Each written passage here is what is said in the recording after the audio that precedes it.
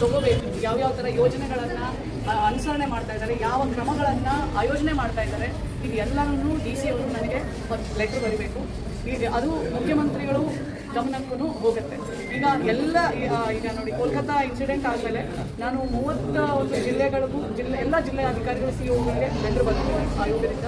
ಯಾವ್ಯಾವ ಥರ ಲೋಕಲಲ್ಲಿ ಪ್ರತಿ ಜಿಲ್ಲೆಗಳಲ್ಲಿ ಏನೇನು ವ್ಯವಸ್ಥೆಗಳನ್ನು ಮಾಡಿದ್ದಾರೆ, ಎಸ್ಪೆಷಲಿ PG ಹಾಸ್ಟೆಲ್ಸು ಮತ್ತು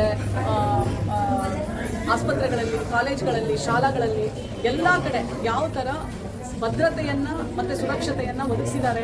ಮತ್ತು ಭಾಳ ಚೆನ್ನಾಗಿ ಕೆಲಸ ಮಾಡ್ತಾ ಇದೆ. ನಾನು ಹೇಳೋದಲ್ಲ, ನಾನು ಭಾಳಷ್ಟು ಜನ ಪೇಷಂಟ್ಸ್ ಒಟ್ಟಿಗೆ ಮಾತಾಡಿದ್ದೀನಿ ರೀ. ಅವರ ಅಭಿಪ್ರಾಯನ ನಾನು ತಿಳ್ಕೊಂಡಿದ್ದೀನಿ.